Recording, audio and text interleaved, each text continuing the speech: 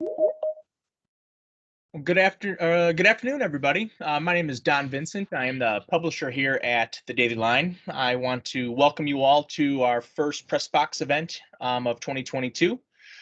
Joining us today is special guest Justin Laurence from Block Club Chicago. So thank you so much for joining us today, Justin. Yeah, I'm glad to be on. Well, lots to talk about today, so I won't keep you all waiting. But we're just going to give everybody just a quick moment here to join the call. As you can hear, there are a bunch of people ringing in right now. So thank you to everybody who had shared this event. We had a lot of people who shared this on social, and I obviously had forwarded on emails and whatnot. So for those that did, really appreciate it. We are in our second year of doing these events, and we keep growing each time. So I just want to thank everybody for your support. Alex, what's on the docket this month? Yes, thank you, Don. So, hello, my name is Alex Nitkin. I'm the editor and City Hall reporter here at the Daily Line. With me here, as always, is City Hall reporter Erin Hegarty. Hey, Erin, how you doing? Happy Friday. Happy snowy, wintry Friday. I don't know. I think it's kind of beautiful as long as you don't have to leave the house, which hopefully none of us do for the next hour. And Justin of Block Club. Thank you so much for being here. How are you? I'm good. I've watched this the last, I don't know how many months you've had it, so it's exciting to be on the other side now. Huh? I know we are a pretty big deal, so I'm glad that you could make it. No, yeah, I'm gonna add it to my resume. Yeah, I'm a little surprised that it's taking you. I mean, you're really one of the core, City Hall, City Council watchers, and I'm really glad that you're here with us because you have a ton of information in that brain of yours. So, if this is your first Block Club, if this is your first Press Box that you've watched, basically we take an hour or so to try to just go over the last month or so, and particularly City Council action, but sort of Chicago government writ large. Today, we are going to be talking about the Victims' Justice Ordinance and sort of what happened and didn't happen with it. That's Mayor Lori Lightfoot's proposal to try and get a handle on crime by giving the city legal authority to sue gang leaders. We are going to talk about what happened and more to the point, what really hasn't happened in the past month or two with the ongoing ward remap and the deadlines that are approaching. We are, of course, going to just sort of recap Wednesday's city council meeting, which made it really far through the meeting without being a sort of confusing fracas. That would have been no fun because it would have been nothing to talk about. So thankfully, we did get some parliamentary maneuvering confusion that we're going to be talking about. Then we're going to go over some of the noteworthy ordinances, legislation, resolutions, appointments that were approved this month and things that stalled.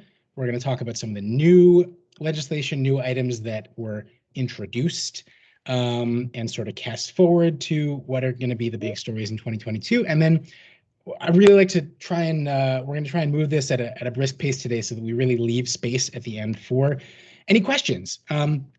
Which, by the way, if at any point during the call here today, anyone has any questions or thoughts they want to offer, please do so in the chat where you see Don just wrote a little message. So, yeah, I mean, we'll try to leave some time at the end for additional questions and make it sort of more of a conversation. So let's get into it. The Victims' Justice Ordinance, this dates back to September. So, Justin, what was the mayor's sort of justification for introducing this? Yeah, so she, back in September, she kind of introduced it in a weird way, like it was going to go right to a committee, it'd be introduced directly in the committee. I don't know that they were going to take a vote on it, but they were going to have a subject matter hearing. That's kind of up for debate. I forgot about that. She was trying to do a direct introduction. Yeah, and so that would have been on a Monday, and on the Thursday and Friday, I think she had some briefings with aldermen, and they really pushed back more than she probably thought, and so they kind of shelved it for a while. It's now called the Victims' Justice Ordinance. At the time when it was first circulated, it was the Street Gang Terrorism Prevention Act. She has kind of positioned this as a you know, you got to use every tool to go after gang violence, and this is one of those tools. That it would take away the profit motive for gang leaders if they were going after their assets in this way. But you know, it really is a way to seize the assets of gang leaders and gang members. And since then, so it was introduced formally in December, right? Or was it June? Or I guess it was in December, and it was sent to the Rules Committee and then revived from the Rules Committee, correct? Yeah, it was pretty quickly revived from the Rules Committee. Yeah. I think it might have been like that week or the week after that, like a meeting was called and it was included on the list of things to be sent to its rightful committee. Yes, Right. which is again a reminder that if the administration wants something sprung from the Rules Committee, it can do so like that. It's really just a tool to, install certain things. So, by the way, I want to notice, call out that Chris wrote in the chat, did Beal need 36 or 26 votes? Believe Beal gets that. We're going to spend some time talking about that. That was our fixation on Wednesday. But what is now called the Victims' Justice Ordinance. Erin, could you just walk us through like some of the details of what this would do and how Lightfoot thinks this would sort of help get a handle on crime overall? Yeah, so when she's talked about it, she's mentioned that it's not necessarily a novel idea. And during a presentation, last Friday during the kind of first public discussion on this, city staff pointed out that it mirrors state law, which allows state's attorneys to file lawsuits against gang members. And their kind of justification for introducing it at the city level is that then the city could, apply this to cases that no one else is suing for. And there's been some changes made since the ordinance was, first introduced, including, I guess, making it more specific that the city would only be allowed to sue gang leaders as opposed to low-level gang members. But that's still definitely a concern of aldermen and pretty much everyone who is opposed to this ordinance. Or one of the concerns is that this would target, low-level gang members and or their families, and you'd end up, seizing a car that a family member needs. And the changes kind of require that the city has to prove a certain set of things before they can bring these lawsuits, and that the individual is a gang member, a gang leader, and that they have a pattern of criminal activity, and that activity is violent or predatory and tied to a gang profit. But I don't know, that's also an issue because how do you prove someone is in a gang, especially in the city of Chicago? With the gang database. Satisfaction of a Cook County judge is the standard? Sorry? It would be like proving it to the satisfaction of a judge. Yes. Yeah. Yeah, I mean, it does raise a question because we have, there's been a long conversation in the city about how you prove someone is in a gang, and that leads into the police department keeps its gang database, which of course has lost a lot of credibility in recent years. So yeah, but please go ahead.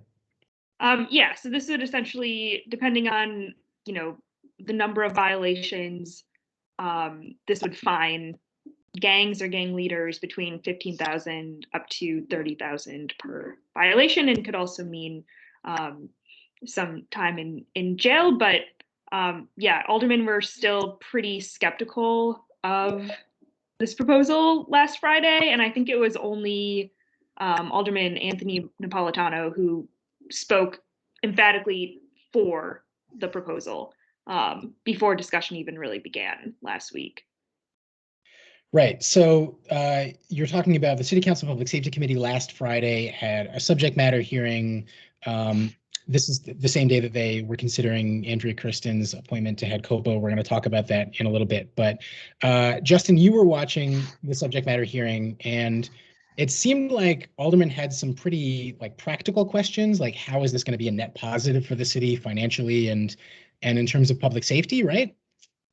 Yeah, so to get to that, Alderman Maria Haddon she really grilled in on like what is the total amount of what's the world we're talking about here in terms of the money that we can bring in, because the Lightfoot administration has said 50% of this would go to the victims of gang violence. It would just go directly back into the community. That's kind of how the administration framed it on that public safety committee hearing. And hadn't got into so previously in prior years, what are we talking about here in terms of the amount of relevant cases?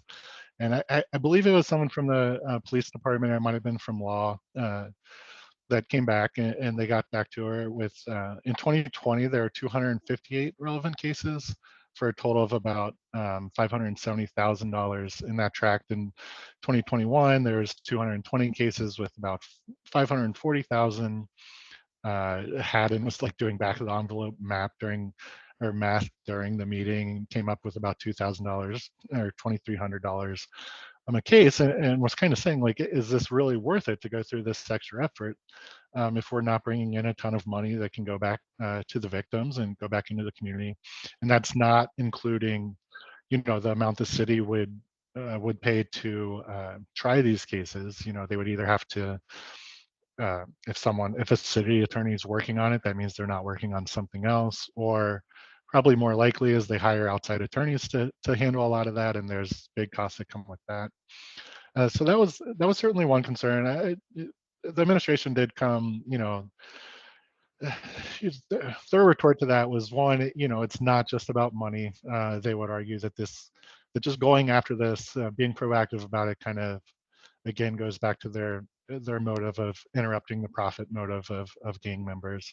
And they said because those relevant cases in the prior years encompass everything that could possibly be involved here, but they would really go after these larger gang leaders. So the total money would be, or the average would be higher because they deal with more money, have more assets. And then another concern, I think this was Alderman Matt Martin was discussing, and Erin kind of touched on it, that this mirrors state law. It's already on the books. And so why does the city of Chicago need this when the state's attorney, Kim Foxx, could use this to go after assets, federal partners, and the administration initially, when this first came about, like I think I asked Lightfoot in September at a press conference, and she kind of scoffed at the idea that this is a workaround around the state's attorney's office. They're very sensitive to that relationship, discussing it. But at the subject matter hearing, they essentially said, yeah, this is a workaround. We don't know why they're not going after it. We wish they would, and this ordinance would give us empower us to do it ourselves. Yeah, I think it sounded like there was a lot of attention paid to that. Like, what is that space between cases that the city would try to pursue that the state or the state's attorney Fox are not already, and sort of what would be the justification for that? Just also jumping back to your point about the extra burden that it would put on the law department, because technically the ordinance is specifically, it's given the Corporation Council, it's given the Chicago Department of Law this power. And we heard a lot about this during the law department budget hearing last year. A lot of departments were saying that they're short-staffed, but the law department especially, they're really, really, have a lot of vacancies, they're stretched. And this has really been a frustration that aldermen keep bringing up too, is that when you have to keep hiring outside attorneys, it piles up more costs. And so that's definitely the frustration that we heard. Last thing on this. So Erin, Arnie Duncan, who is speaking to, I think it was the Chamber of Commerce last week, he's basically signaled he's really strongly considering running for mayor. He mentioned this and sort of weighed in on it, right? This ordinance? Yeah, I'm sure he said more than this, but one thing that caught my eye was he said, like, he kind of took a jab at this, saying that gangs don't have a whole lot of assets anyways. And I think that is something that's interesting to think about or look at. And, just mentioning the number of cases that this could apply to and how much, in assets the city could could seize. This, I don't know, correct math, but it seems like the city wouldn't be able to go after all of those 200 and something cases, right? So I'm interested, you know, perhaps he has a point. Yeah, I mean, especially, we were just talking about this, the way, as I understand it, that in Chicago, 80s and 90s, gangs were known to be a lot more regimented and structured and hierarchical, and there were specific leaders. And now, critics of this ordinance have really made the argument that a lot of the crime that we're seeing is not these big organized like mafia-like groups. It's kids. It's these sort of like petty corner beefs, and that it's going to be a lot harder to target with ordinances like this. Of course, Lightfoot and the administration's argument for it is it's an extremely targeted approach. We're only going to use it in those rare situations when there is that clear leader who we can go after. And that it is, we need every possible tool in our tool belt right now. The city is in the middle of a crisis. But some of the critics, including Cook County Public Defender Sharon Mitchell, wrote this open letter opposing it. And I think about 50 civil rights lawyers saying, no, there's a real potential for this to be counterproductive, for this to make crime worse by just taking resources away from people. And it relies on what they would call a kind of outdated approach to crime, that by, taking away people's means and resources, that will tamp down on crime, when they argue that it can have the opposite effect. So let's move on. Right. If I could just add one last thing. I mean, they obviously criticized it, the 50 civil rights attorneys, but they were also, saying it's very likely that it will open the city up to lawsuits against, just the ordinance itself could open up the city to lawsuits. So that is another thing to consider. Yes, that's a very important point too. Let's talk about the remap. If you are someone who is really hoping that we do not have a referendum, we don't have a ton of good news for you, or at least especially if you asked us yesterday. So just to sort of back it up a little bit, if you were at our press box on December 3rd, it would have been, we were talking about the new city map that came out, and we had these two proposals for the first time between the Latino Caucus Coalition map and the Rules Committee city map. And those have just sort of been sitting there. Over the holidays, we had this sort of back and forth letter writing disagreement between Alderman Michelle Harris, who chairs the Rules Committee, and Silvana Tabares, the vice chair of the Latino Caucus. Tabares has been trying to put forward this set of new protocols that would, she argues, potentially like knock loose this stalemate between these two caucuses, the two groups. Harris has been really resistant to that and saying, no, we have our process. You come to the map room, we'll figure it out. So it's been that was sort of the backdrop to these 4 meetings that were scheduled of the Rules Committee to hash this out and try to move this process forward. Erin, you were covering all 4 of these meetings. Can you just sort of walk us through them, what happened? Yeah, so first I'll mention that at the beginning of all of these meetings, there's usually public comment. And so there were actual Chicago residents calling in, generally asking for their neighborhoods to remain in one ward. So you have people calling in, participating in public comment, and then for some of these meetings, you don't even have much discussion from aldermen on the remap. You just have kind of some disagreements on how to proceed forward with meeting, or with the drawing of the map in the map room. And so yeah, January 7th, I think this was, this is kind of where it played out, where Tabares and Harris were disagreeing on protocols for getting in the map room. And so Harris has kind of said that Tabares's proposal, or the proposal from the Latino caucus backed map, kind of chip away at her credibility and her ability to lead this process. And then you also have other aldermen coming to her defense and saying, Alderman Harris is doing a good job, you should just get in the map room. And then you have backers of the other map saying, we have been in the map room, we have drawn our wards. but we go back and our wards don't look the way that they did when we drew them, and we're only allowed to draw certain lines. Meeting after that was kind of an argument about her, question of should these meetings be happening in person.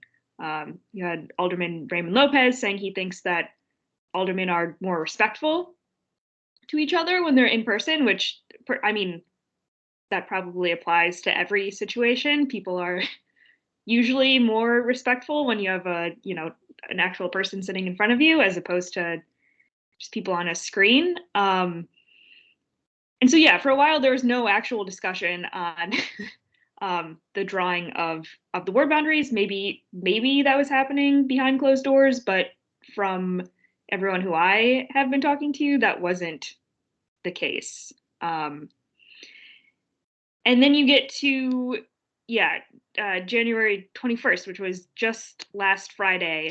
And we had presentations from lawyers kind of from both sides.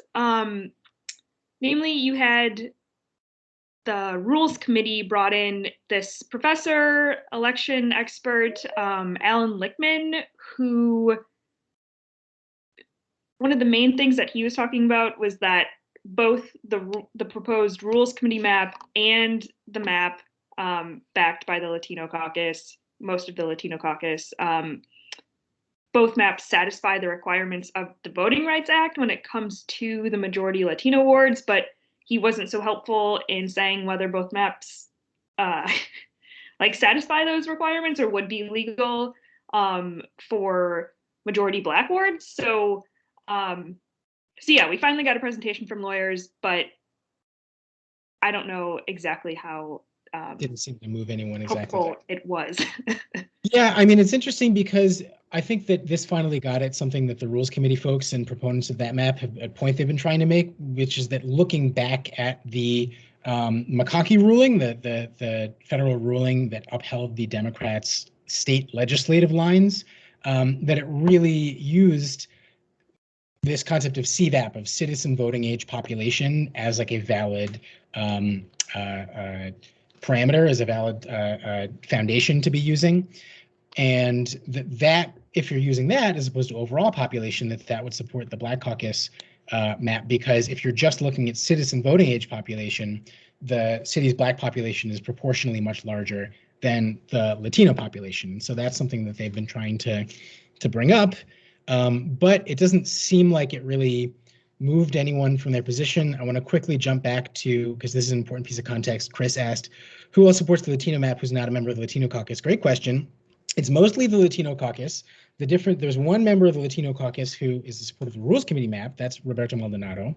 And there are, I believe, just two non-Latino caucus members who are members of the coalition map coalition. They are Beal and Alderman Brian Hopkins. And here it's important to remember the Latino caucus map would keep Lincoln Yards in Hopkins' 2nd ward, and the Rules Committee map would put Lincoln Yards in Scott Waguespack's 32nd ward. Justin, were you? There's a third, just that Alderman Ray Lopez is not an official member of the Latino caucus. Thank you. He does support the map, but he quit the caucus over some differences a few years ago, right? That is correct. So, I was talked to Latino caucus chairman Villegas on Wednesday, and he said that things are still in kind of a holding pattern, and there's a real disagreement over process between the two caucuses, between the Rules Committee and the Latino caucus. There's an argument between, the Rules Committee is saying the Latino caucus is not participating or going to the map room. The Latino caucus says, that's not true. We've been going into the map room. We just haven't been making any progress. I was talking to Beal, and he basically said, at this point, I don't know how we avoid a referendum. It's just, he said it's like a chaotic, poorly run process. He, by the way, is in support of the Latino caucus map, the coalition map. And, there was a meeting when a lot of us noticed that Beal said, I was kind of surprised because I have seniority. I'm the 4th most senior member of the council, and no one came up to me asking to move my boundaries. No one asked me for permission, which sounded kind of funny that he would just sort of assume that. But I was talking to him and he said, no, that's really how it would run. I mean, in the two, I guess, prior remaps that he's been a part of, the seniority rule was like the glue that held the whole process together. Whenever you had two boundary disputes, whoever the most senior member was would prevail. And so he says, without that, it's just chaos. So Justin, I know that you've both been on the phone with Alderman a lot and trying to figure out where things go from here. Justin, something was supposed to happen today? Yeah, so there was a meeting scheduled for today, and sorry, I just got a letter sent to me as you guys were talking about on this. So there was a meeting scheduled for today. I think it was this morning. I'm not exactly sure, but I do know, it was going to be 3 members of the Latino caucus, 3 members of the Black caucus. Interestingly, it was not going to include Alderman Villegas and Alderman Irvin, who chair those 2 caucuses. It was going to be 3, separate aldermen. And then that meeting was canceled. The Latino caucus is saying, and they just sent out a letter, saying that it was kind of summarily canceled by Alderman Harris and the Black caucus, or who leads the Rules Committee process, that it was canceled. And then she sent a letter to Alderman Villegas and to reporters this morning, inviting them instead to a Sunday meeting. It would be Alderman Villegas and 3 members of the Latino caucus, 3 members of the Black caucus, and she said, 3 members who represent the rest of the city, so 3 white aldermen, and that is it seems gonna happen. Alderman Villegas confirmed to me just before we got on that he will be there, along with Michael Rodriguez, 22nd Ward, Carlos Ramirez Rosa, 35th, and Silvana Tavares of the 23rd. I don't know who will be there from those other 2 parties. And then as we were speaking, the Latino caucus, and they would like it to be called the coalition, because it's not all Latino aldermen who support that map. But they did send a letter, formally responding to Chairman Harris. And the only thing I'm picking up out of this that's kind of new or noteworthy is that Harris called for it to be like a closed to the public meeting on Sunday, and they're asking her to consider live streaming it on, I think it said on Facebook, but live streaming it to the public. So there's no sort of backroom deals that are happening. So the meeting's going. I think even that they're still sort of negotiating the process of how the meeting works is a good sign of where everybody stands right now. That I'm not sure a compromise is going to be hammered out, at least just on Sunday. I think it would take more time if they're really going to get there. Yeah, and I think that it's interesting that Latino caucus is asking for it to be live streamed. I think this is a tension that we've seen throughout the whole process, is that, starting with the Latino caucus coming out with their map back in October, is we want to make this whole thing public and bring it into the light.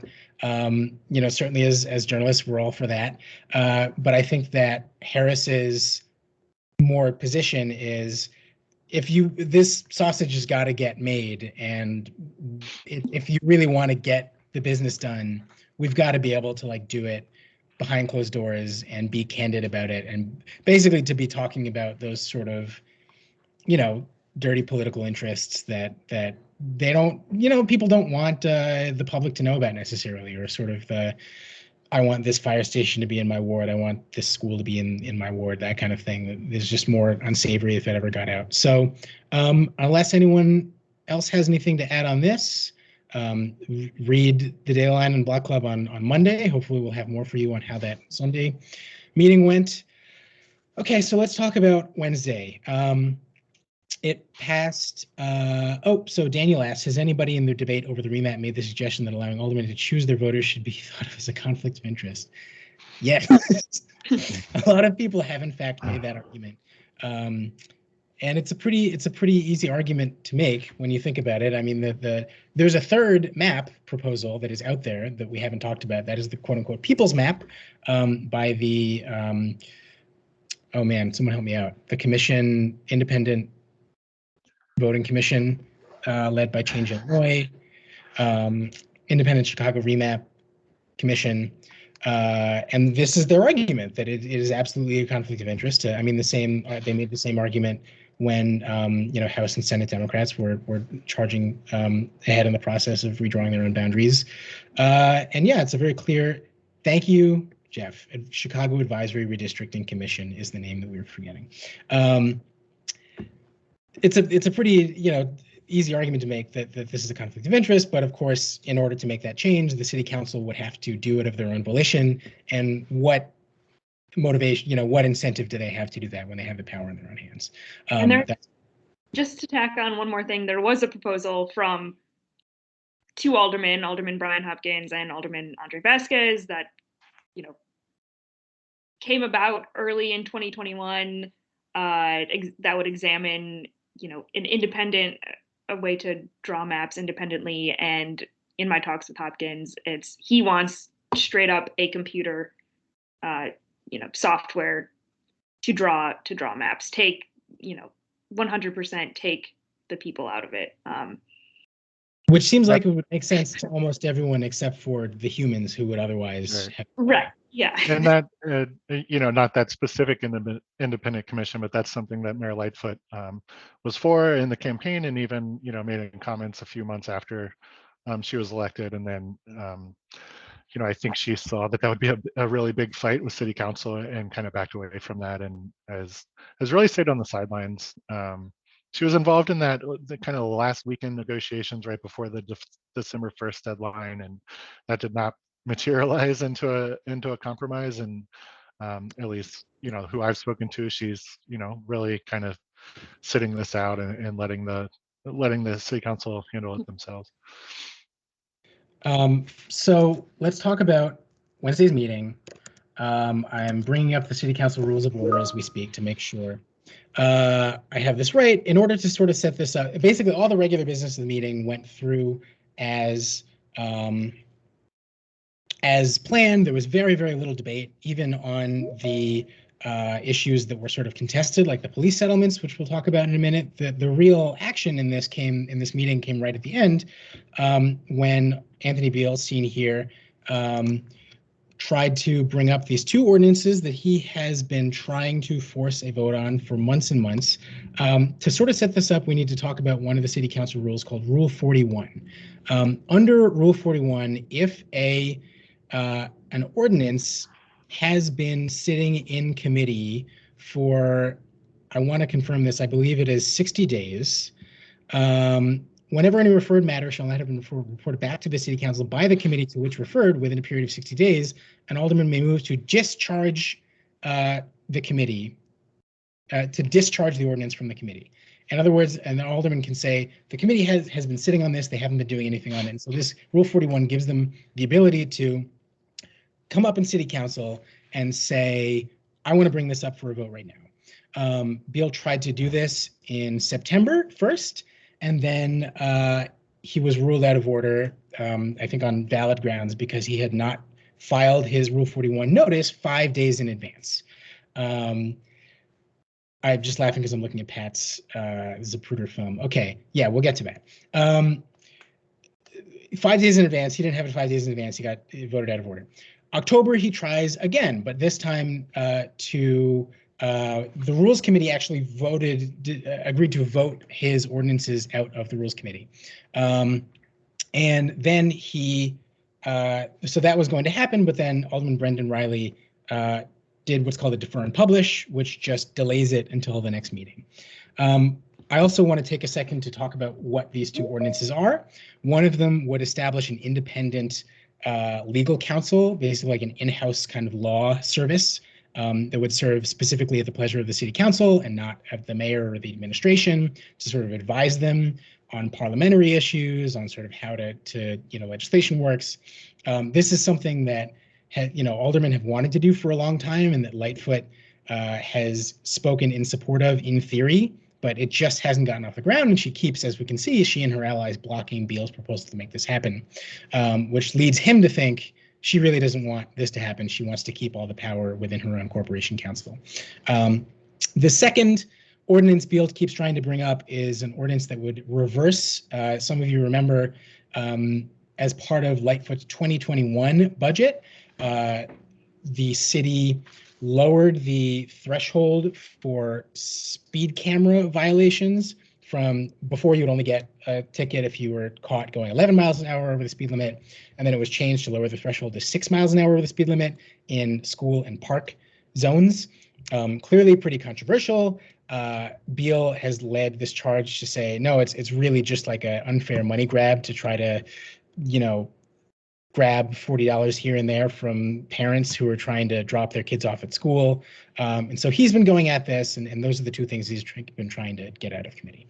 So in advance of Wednesday, we had two Rule 41s that were filed. One was by Beal, that was more than 5 days in advance, to just bring these two ordinances up for votes, which, by the way, had already been referred out of Rules Committee, but then were deferred, then made it to the City Council floor where they were deferred and published. So those were, he was saying, I want to bring these up for an up or down vote right now. At the same time, Rules Committee Chair Harris brings up another Rule 41 to actually re-refer those ordinances back to the other committees, which would sort of like cancel it out and block out Beal's move. And so this ends up in a, Lightfoot basically allows a debate and a first on whether the Beal's ordinances can be discharged directly. And so we'll get in a minute to the 26 verse 34 thing. But I first just want to sort of talk about the substance of the debate, the really, I think, interesting and substantive and passionate debate that we saw for a while on the City Council floor.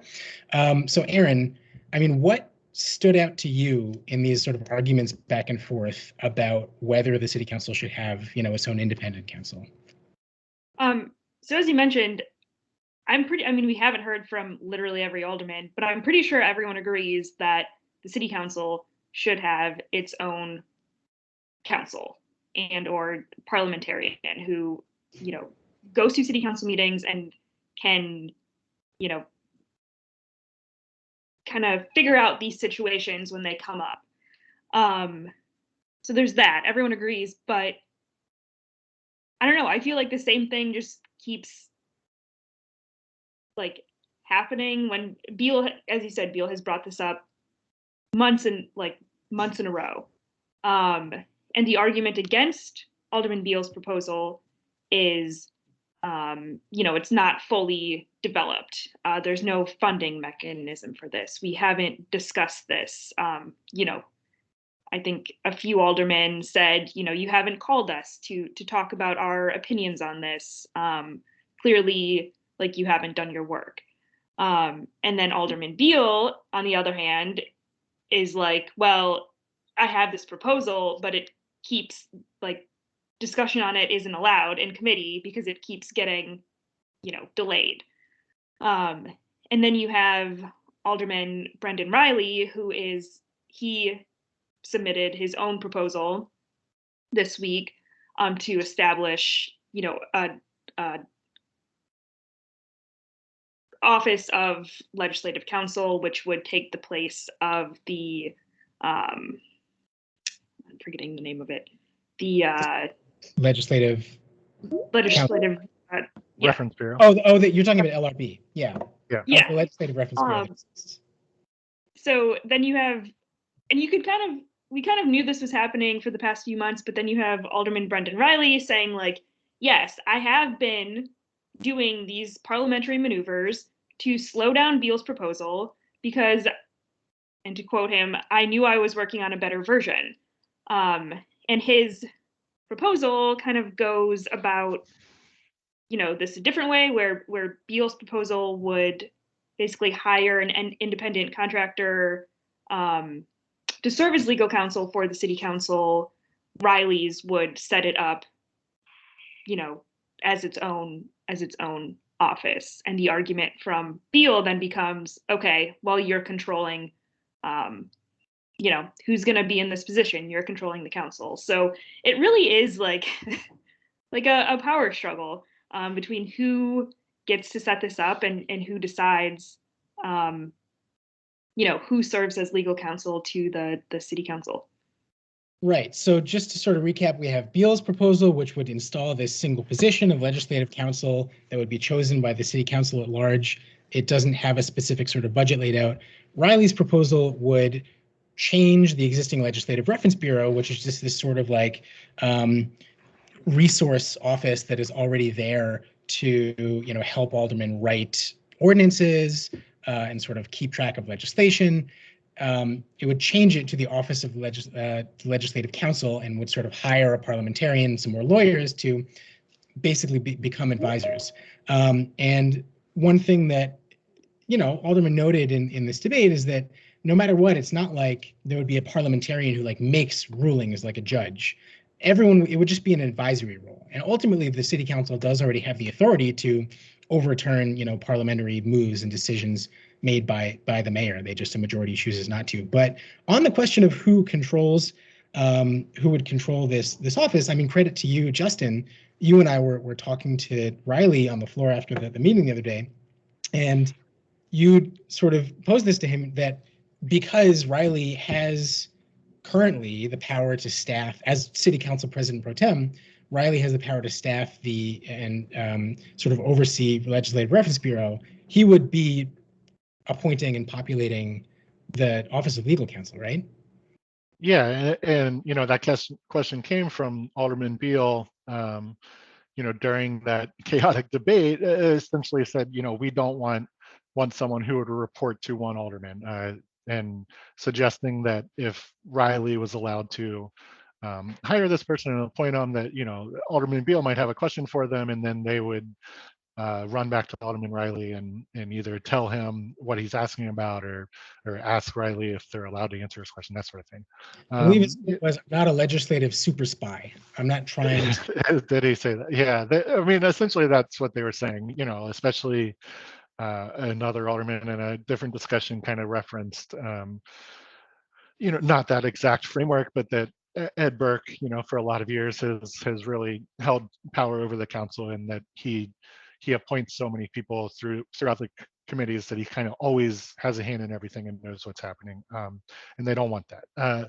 You know, but you know, Riley did answer, I don't know his exact answer, but he essentially said, that's the way that my ordinance writes it up. I think I've done a good job of making really qualified good hires for the LRB, and I would do it the same way. But he did, you know, say, look, if it didn't sound like a deal breaker for him, you know, like if his city council colleagues want more say, if they want to do it through a majority vote, or, you know, have people come to the, you know, have HR come to them with a list of nominees and then choose, that, you know, he didn't say that, or he did say he was open to that. So I think that will be, you know, if they truly do want to go this route as a council, I think that will be kind of the big debate over the next month, is really how they choose the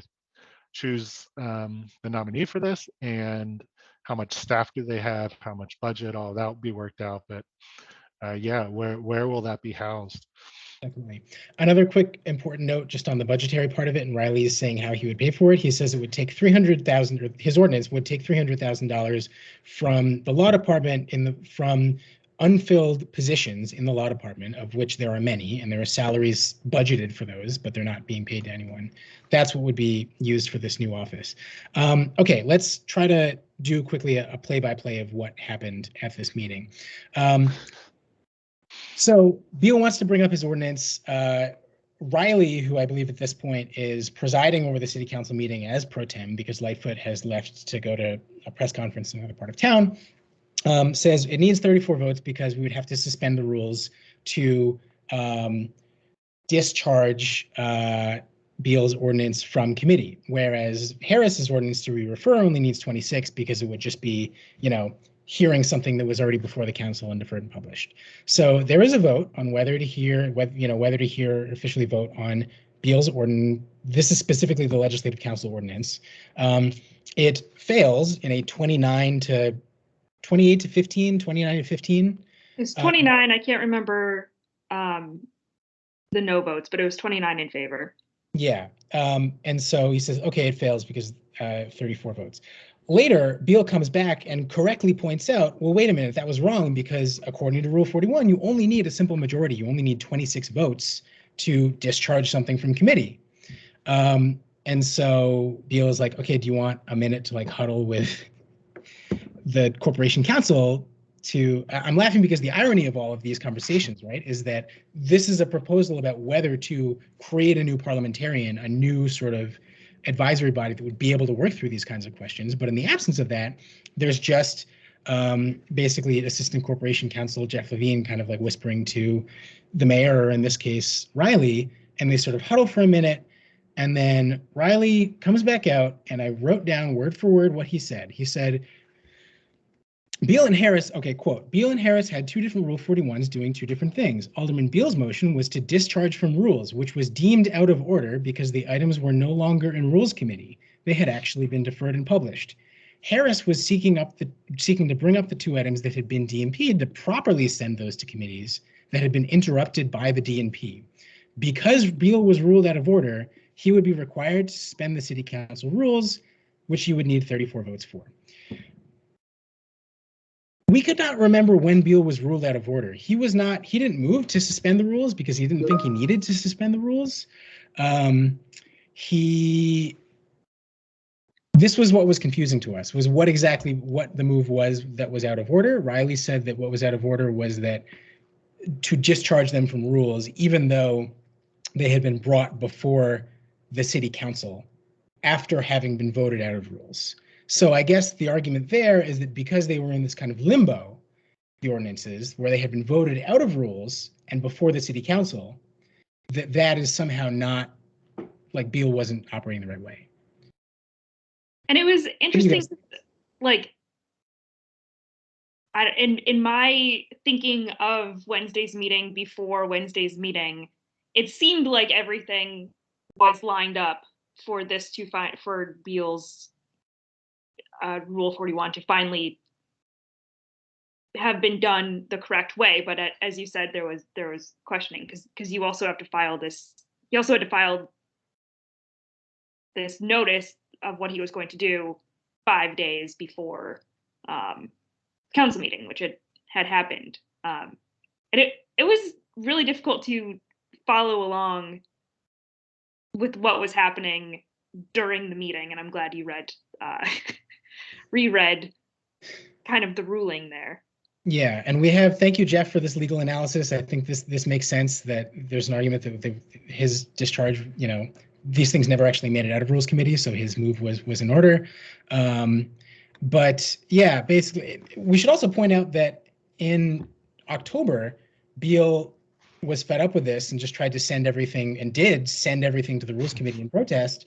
And we talked about this at our press box, that Riley said, motion to suspend the rules and just undo everything that Beal just did. And then Lightfoot was just like, hearing no objection, so ordered, and sort of moved on. And that really speaks to the fact that, like, the rules are honestly whatever the mayor wants them to be, especially when you can just suspend the rules with 34 votes and enough aldermen are willing to do that and have the mayor's back. So it speaks to this question of, why they would argue they need a parliamentarian. Of course, Beal is totally disillusioned with this. He said something like, this is a kangaroo court. He said they're all BSing and making it up as they go along. So now the question is, what happens next? Will either Beal or Riley's ordinance get a hearing or move forward? But that's our best read of what happened on Wednesday. I wish I could add more to the coherence of that of what happened, but in my defense, I don't. None of the aldermen I spoke to, they all had different theories of what happened. No one seemed to know exactly what played out. I think it was Alderman Vasquez in his comments. He said something like, "No disrespect to Jeff Levine, he's valuable to us, but." When he's in that role, it always comes down on the side of the mayor. All these kind of sticky questions that we have that we seek answers on. So I think that certainly played out on Wednesday, and I don't think anybody was surprised that when it came down to it that's how it played out, and that Beals did not get what he wanted out of those votes. Yeah, and there was sort of an interesting moment right at the end where Alderman Vasquez said, well, wait a minute, are you telling me that it takes 34 votes every time we want to suspend the rules? And the answer was yes. And it all, again, speaks to like with everything, technically in the letter of the law, the power lies with the city council. It's just, are enough of them willing to buck the mayor on these kinds of legalese distinctions. Yeah, if this was a movie, that question from Vasquez and that answer about yes, it does need 34 votes. I feel like that was Chekhov's gone for the next city council meeting. When that happened, I was like, oh no, what's going to happen for the rest of this year?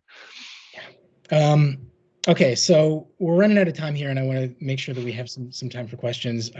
Just to talk about some of the regular business that passed this month. Leslie Hairston and the administration worked together on an ordinance that would raise fines and sort of sanctions against people who, businesses that are caught reselling stolen cell phones. They're trying to crack down on the sort of black market for stolen phones that Hairston said has been the motivation for a lot of carjackings. The Serving Healthy Kids Act, this was I want to double check that that's the name of the law, but the law that was passed last year and signed into law by the governor that made it illegal for restaurants, basically fast food places, to market sugary or unhealthy drinks as part of a kid's meal. That's like, you can't have a kid's meal package that includes like a soda. It would have to be like milk or juice, all 100% juice or water. Of course, parents can still ask for juice. This is state law. I think there was a little bit of confusion and criticism against Lightfoot last month when she introduced this, because it didn't, it seemed like it might have been something that was redundant, but she and her public health department sort of clarified, no, this is just allowing the city to implement and enforce the state law. So pictured here is Andrea Kirsten, who Lightfoot has been the acting director of the Civilian Office of Police Accountability for almost a year now, since Sydney Roberts left. Erin, could you just sort of quickly give us a breakdown of what happened when she was supposed to, be confirmed last Friday? Yeah, so Alderman had the Public Safety Committee had a meeting last Friday, and one of the items on the agenda was the confirmation of Andrea Kirsten as the head of COPA. But her nomination by Lightfoot has faced some criticism from Alderman kind of from the get-go. She oversaw a report that recommended the discipline of late Chicago police officer Ella French, who was killed in the line of duty. The report was, they didn't write this report after Ella French had died, but it was published after she was killed in the line of duty, and Alderman didn't like that.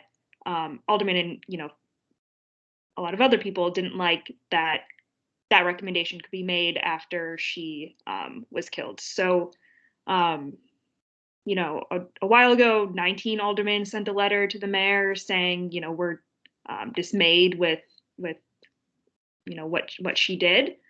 And that was kind of the main opposition to her appointment on last Friday.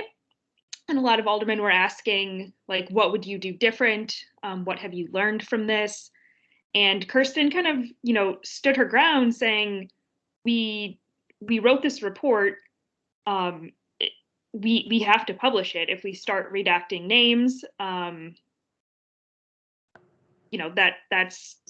could cause legal problems. And she did say that she had reached out to French's family. She hadn't heard back, but that something she might do differently in the future is sending a notification to a family like French's, just to let them know what was going to be in the report ahead of time. And ultimately, after I think it was like an hour of questioning by aldermen, Alderman Taliaferro, who's the chair of the Public Safety Committee, called a brief recess, and they came back, and Taliaferro said they weren't going to vote on Kirsten's appointment that day, which kind of leads everyone to believe that the votes just weren't there to confirm her. So I asked Taliaferro last week if he plans to schedule another meeting to reconsider or to, bring this up again. He said yes, but it's not known at least to my knowledge, when that's going to be scheduled. It's also worth pointing out that this responsibility of picking a new COPA director is supposed to fall on the eventual Civilian Police Oversight Commission, right? Which is a sort of warning shot that Joe Ferguson, the former Inspector General, fired on his way out the door. That's supposed to be done by that commission. All right. Can I add one thing on this? Is just, you know, when Lightfoot was asked, or at least her press office was asked about this, you know, they really kind of stuck with Kirsten and said, unfortunately, all the aldermen couldn't be at the meeting. So, you know, I think they have the votes if it comes down to it. I went back and looked at who was not present for roll call. And sometimes, you know, aldermen aren't there for roll call and then they show up 2 hours later. So I didn't go through the whole meeting, but at the start of the meeting, it was Rod Sawyer, Greg Mitchell, Derek Curtis, and Emma Mitz. I think Sawyer, Mitchell, and Mitz are pretty likely to vote with the mayor on that. Curtis can be, he's a wild card sometimes. I wouldn't want to say which way or not you would vote, but if it does come up for an up or down vote, I think it's going to be very close in that committee. I counted 9 votes of who would vote against her, and there's only 19 members of the committee, so it'll be close if she does stick with her. Yeah, thank you for following the whip card there. I think Derek Curtis, we have seen him vote against the administration sometimes on police things. He voted against the Civilian Police Accountability Commission or the Civilian Police Oversight Commission. He has a lot of, you know, police in his ward and will often sort of advocate for their interest and is one of the sort of that caucus, sort of law and order caucus within the city council a lot of times. Speaking of aldermen not showing up to vote on things, just quickly on these settlements, there were 3 settlements that were approved. One giant $14 million settlement based on a forced confession or allegations of a forced confession that was later that led to convictions that were later overturned for Kevin Bailey and Corey Batchelor. There was one settlement that failed, which is something that we don't see very often. This was for Lenora Bonds.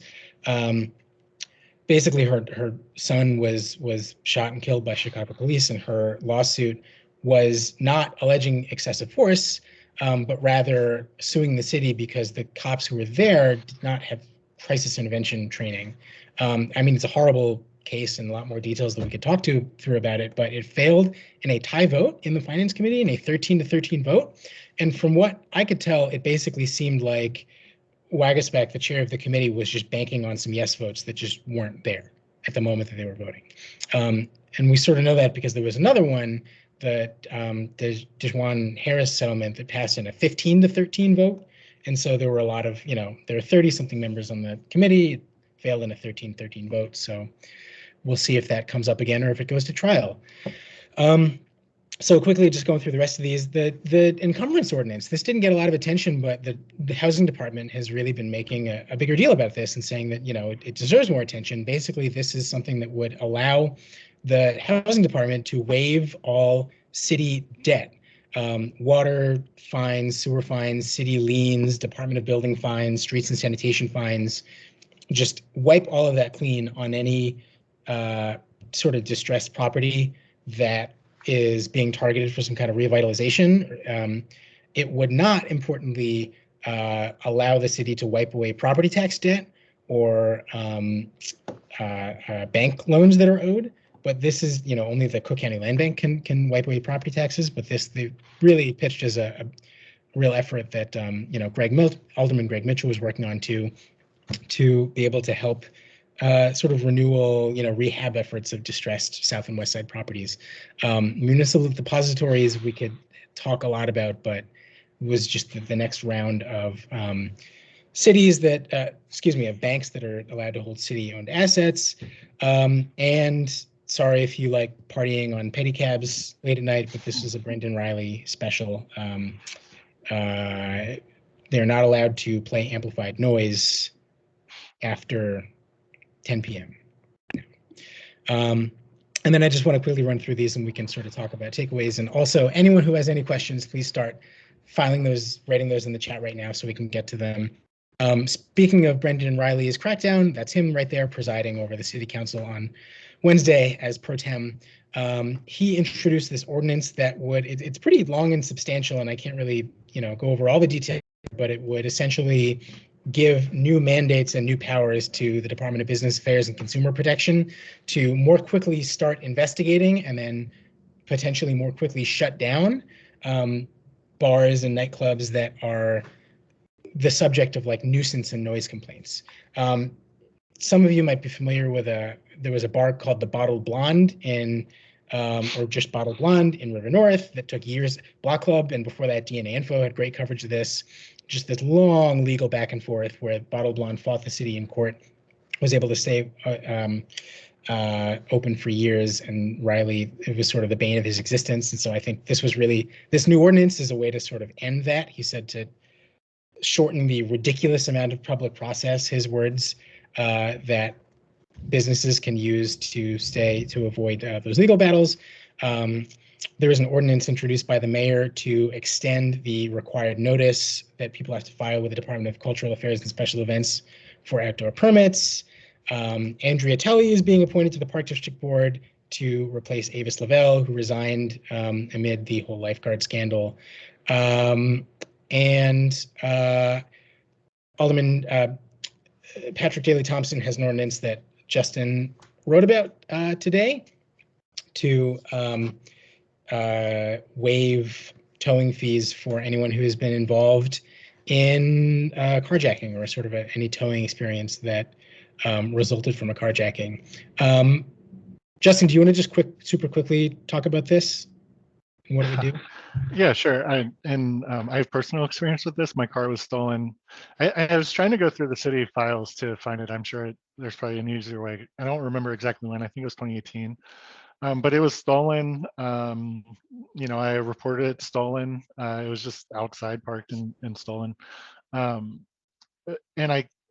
so I filed the police report, and then the city has a website where you can look to see if your car is in one of the city owned or leased big lots. And I think it was like the next day after it was stolen, I found it on the lot at like 103rd and Doty, and by CTA, bus, Uber, and scooter, made my way down there. And when I went to get it out, I was charged hundreds of dollars. Or you get a $150 towing fee, that's like the standard rate, and then they charge you a $25 per day storage fee. So I think mine was maybe $250.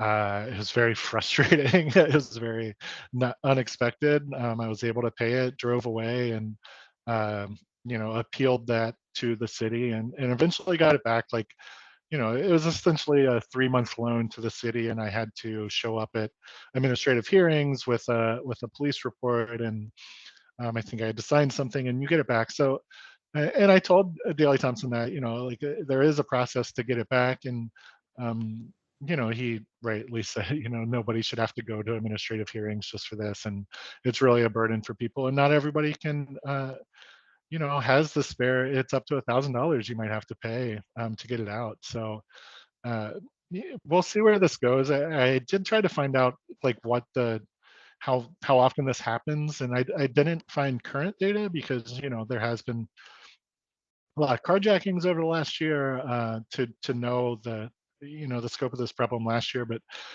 WBZ did so much reporting on fines and towing fees and all that, and I think I found in their data that there's about 4,000 cars were stolen in 2017 that later ended up in lots, and thousands of people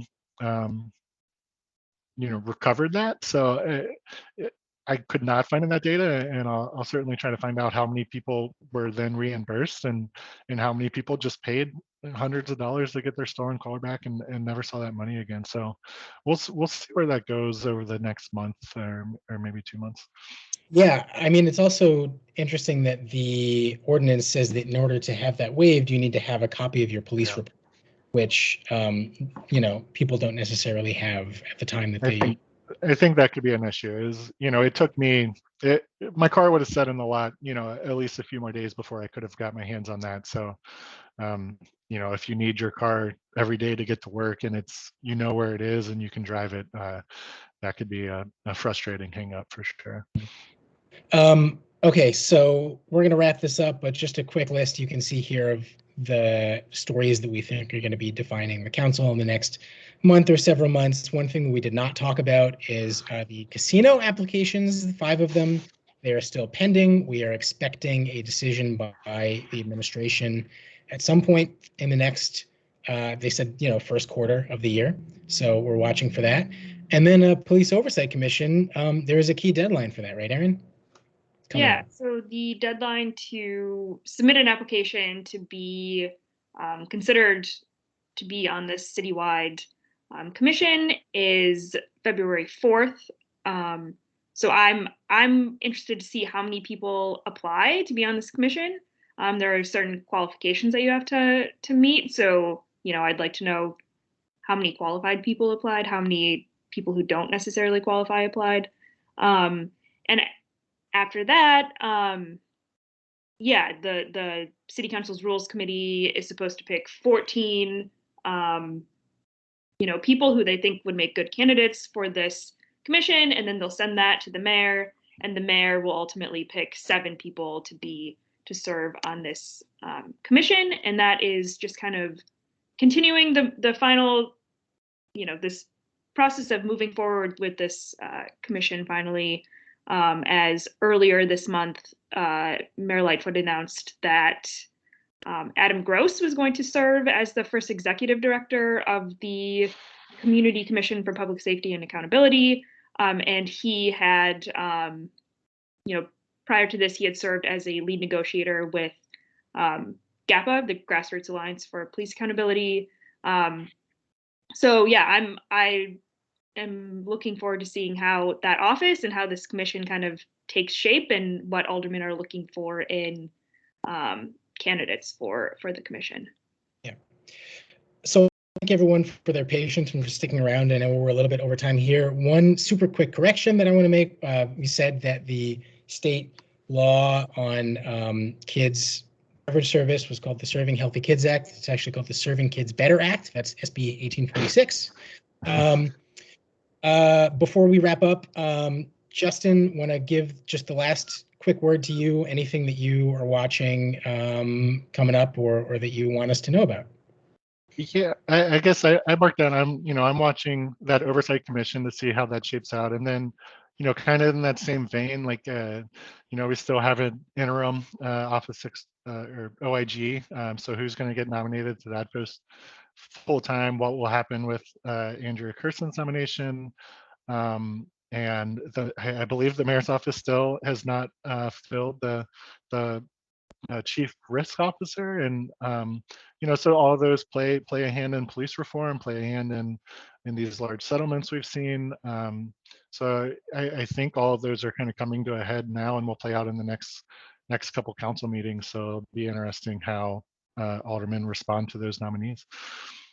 Yeah, having a chief risk officer was supposed to be like this promising new innovation of the Lightfoot administration. She brought on Tamika Puckett to try and, put forward policy changes that would reduce liability from police misconduct. She left in 2020, and that position has been empty ever since. So again, I want to thank everyone so much for joining, and hopefully this was informative. And yeah, have a great weekend, everyone. I'll turn it over to Don to close this out. Don, you're muted. Hey, everybody. Thanks so much for joining us today. I'm just echoing Alex here and wanted to thank you all for attending and keeping up with us as we ran a few minutes over. For those of you who are not currently receiving either the Daily Line Chicago or the TDL Professional newsletter or the free review, you can sign up at thedailyline.com to start receiving our newsletters and get access to the cloud files and some other resources that we provide to subscribers to our newsletters and our content. Be on the lookout for our first quarter of 2022 Chicago Index surveys that are going to be launching soon. If you are an organizer or have people that follow you, be sure to share that with your friends and colleagues, as we would love to have more people participate in that each quarter. So be on the lookout for that as well. But I think that's it. Thanks so much. You can catch a recording of this around 4 p.m. at the link that I put in the website, but or in the chat box here. But that is at thedailyline.com/pressbox. Thanks, everybody. Justin, great to have you on, man. Erin, Yeah, as thanks always, again. See you guys. Bye-bye.